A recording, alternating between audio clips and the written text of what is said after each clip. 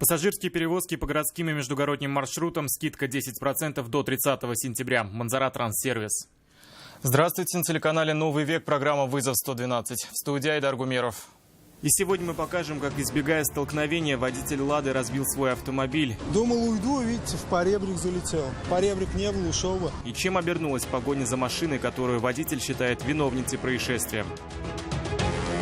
Шагнули под машину и попытались уйти с места происшествия. То ли мужчина, то ли она сама потянулись просто уже на машину. На проспекте Победы сбили нетрезвых пешеходов. 4 задержаны. Раньше написали привлекался? Нет. Есть тоже нет, да? Нет. Итог пенной вечеринки в фонтане на Советской площади. Об этом и не только расскажем в ближайшие 10 минут.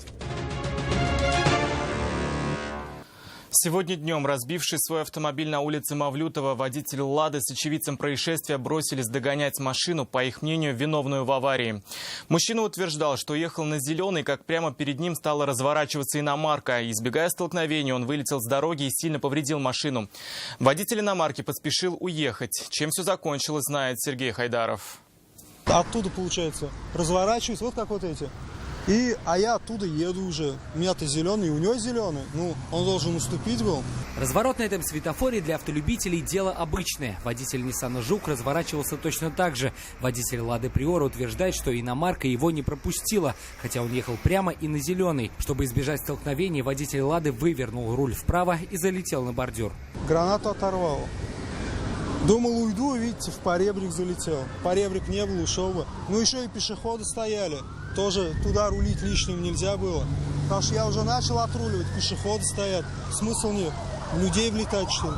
Водитель Ниссана убедился, что его автомобиль не пострадал и поспешил покинуть место ДТП. Догнать и вернуть его на место Олегу Ясонову помог проезжающий мимо автолюбитель. Мы ему моргали, вот, получается, уже около РКБ его догнали. Он что-то вилял, не знаю, туда-сюда начал ездить. Хотел, видать, на юшку, что ли, не знаю, короче. Вот около РКБ уже его. Я еду фотку, он ему моргает, он его остановился. Я говорю, типа, совершили же ДТП. Он говорит, типа, а где царапин? Говорит, царапин же нет, ты меня не задел. Ну, тогда моей вины здесь нет, все. Водитель Ниссана все же вернулся на место, где произошла авария. В момент происшествия он находился в машине не один. Вместе с ним в салоне были женщина и мальчик. Общаться с нашей съемочной группой они были явно не настроены и ожидали автоинспекцию на другой стороне дороги. Сотрудникам ГИБДД теперь предстоит установить степень виновности каждого из водителей. Сергей Хайдаров, Азат Семигулин, «Вызов 112». 4 автомобиля столкнулись минувшим вечером на пересечении улиц Сибирский тракт и 8 марта. Основной удар приняла на себя «Лада» 13-й модели. По предварительной версии, отечественный автомобиль двигался по Сибирскому тракту, после чего он столкнулся с «Ладой» 9-й модели, которая двигалась на перерез. В итоге 13-ю отбросил на Volkswagen Polo. В происшествии пострадала и Kia. Ей досталось меньше всего. Никто из участников аварии свою вину не признавал.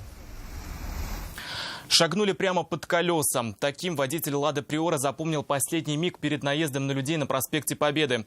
Мужчина и женщина, по его словам, вышли на оживленную проезжую часть на красный сигнал светофора. Плотный поток машин их не смутил. Айрат Назипов узнал, почему. Ну, хотели встать, уйти, но вроде как бы есть травма. По рассказам очевидцев, сразу после наезда пешеходы попытались покинуть место происшествия самостоятельно. Впрочем, сделать этого им не дали. Тут же приехали сотрудники ГИБДД и бригада медиков. Водитель, сбивший их машины, рассказал, что люди выбежали на дорогу на красный свет, невзирая на довольно плотный поток машин. Причина выяснилась довольно быстро. Пьяные, притом достаточно пьяные. Основной удар приняла на себя женщина. Врачи оказали ей всю необходимую медицинскую помощь, после чего она вместе с мужчиной покинула место происшествия. Большая удача, говорит водитель, что он успел вовремя среагировать и сбавить скорость. Ну, мы почти остановились. Может, скорость остаточно километров 20 была. Мы ушли влево уже. И она, получается, то ли мужчина, то ли она сама потянулись просто уже на машину. Мужчина намерен доказывать свою невиновность. У него в машине установлен видеорегистратор, который должен был зафиксировать момент наезда и сигнала светофора. Если виновными в происшествии признают пешеходов, то у мужчины будет шанс возместить с них ущерб, нанесенный автомобилю. Айрат Назипов, Александр Лобанов, «Вызов 112». 3 автомобиля Deo Nexia, Mercedes и Mazda столкнулись на проспекте Победы. Все двигались в одном направлении, затем Mercedes и Mazda столкнулись. Мнения водителей, кто в кого врезался, кардинально расходятся. На Deo отбросила уже неуправляемую японскую иномарку. Альбина Минибаева выслушала мнение участников аварии о причинах происшествия. Ну вот, версии разные. Вот будем устанавливать верную. Своей версией произошедшего водитель «Мерседеса» делиться не спешил. За кадром он лишь отметил, что в него врезалась «Мазда». Мужчина, который управлял японской иномаркой, рассказал прямо противоположную историю. Я ехал по правой полосе. Меня, получается, в заднее правое крыло ударил «Мерседес» и откинул на «Нексе». Ну, это боком откинул на «Нексе», и вот я ушел в крайний левый ряд. Водитель «Део» ехал чуть впереди других участников аварии и не видел, кто в кого врезался первый. Я ехал по второй полосе, и «Мазда» после аварии отбросила на меня, я зацепил «Мазду». Меньше всех в столкновении пострадала «Део», у автомобиля незначительные повреждения бампера. У «Мерседеса» и «Мазды» повреждения куда серьезнее. И теперь автоинспекторы будут выяснять, по чьей вине произошло столкновение и кто будет ремонтировать автомобиль за счет страховой компании виновника. Альбина Минибаева, Айрат Назипов, Александр Лобанов. Вызов 112. Сегодня задержали 4 молодых людей, устроивших пенную вечеринку в фонтане на Советской площади. Кадры пенящегося фонтана наводнили социальные сети 21 августа. Очевидцы поспешили сообщить о происшествии в полицию, которая быстро установила подозреваемых. Александра Севастьянова узнала, зачем задержанные это сделали и что теперь им грозит. Раньше написательный арест привлекался? Нет. Фамилии тоже нет, да? Нет. Никто не судил? Нет.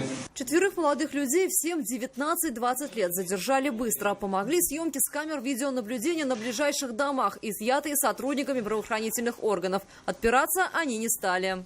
Так полицейские выяснили, что несколько молодых людей намеренно вылили в фонтан моющее средство. Подозреваемых доставили в отдел полиции Гвардейский. По их словам, таким образом молодые люди решили развлечься. Съемки последствий этого развлечения быстро облетели социальные сети. К тому же пена в фонтане обеспокоила жителей ближайших домов, которые и вызвали полицию. В настоящее время в отношении молодых людей составлены административные протоколы за мелкое хулиганство. Теперь им грозит либо штраф от 500 рублей до 1000, либо административный арест на срок до 15 суток. Решать это будет уже суд. Александр Севастьянов, Стас Яковлев, вызов 112. Повышенное внимание детям будут уделять сотрудники автоинспекции в ближайший месяц. По статистике, конец лета, начало осени – один из самых опасных периодов для юных участников дорожного движения. Всего в этом году на дорогах Казани пострадали 123 ребенка. Во многих случаях они получали травмы в автомобилях своих родителей, где находились без детского кресла. Сегодня инспекторы проверили, как возят несовершеннолетних, и рассказали об изменениях в правилах перевозки детей. Сергей Хайдаров вникал в эту тему. Я вас не видел. Я перед вами стояла. Где вы не подчинились.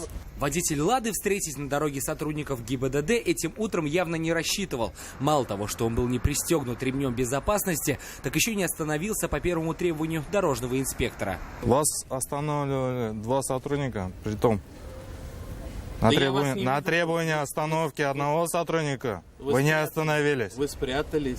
Отговорки у нарушителей сегодня были разные. Меньше чем за час автоинспекторы выявили 3 грубых нарушения. Причем были и те, кто перевозил малолетних детей в автомобилях, не оборудованных специальными креслами. Для некоторых в приоритете далеко не безопасность. Я вообще опаздываю, у меня совещание в 8 часов начинается. Только в этом году на дорогах Казани пострадали 123 ребенка. В 30% случаев они были пассажирами и при этом далеко не всегда находились в детских креслах. Это, наверное, безответственность своих родителей получается. Потом детей надо сразу приучать, они приучаются к этому. Очень легко с рождения я своих приучала к креслу. Они легко к этому приучаются, потом они уже даже сами говорят, я не пристегнутая. Наказывают таких родителей рублем. Штраф за перевозку детей без кресла 3000. Но теперь детям с 7 до 12 лет на заднем сидении кресла по закону не обязательно. Можно пристегнуть ребенка и штатными ремнями безопасности. Возможно, с адаптером. Но сотрудники ГИБДД все же не советуют убирать специальное удерживающее устройство. Дело в том, что при анализе детско-дорожно-транспортных происшествий в тех ДТП, где дети были пристегнуты только этим устройством ФЭСТ, дети получали повреждения, соответственно, нежели когда они находились в детском удерживающем устройстве. Конец лета и начало осени традиционно считаются одними из самых опасных для детей. И в ближайший месяц автоинспекторы будут уделять детской безопасности на дорогах повышенное внимание. Сергей Хайдаров, Азат Самигуллин, вызов 112. Это все, о чем мы успели вам рассказать. В студии был Айдар Гумеров. До встречи. И не бросайте вызов судьбе, вдруг она его примет.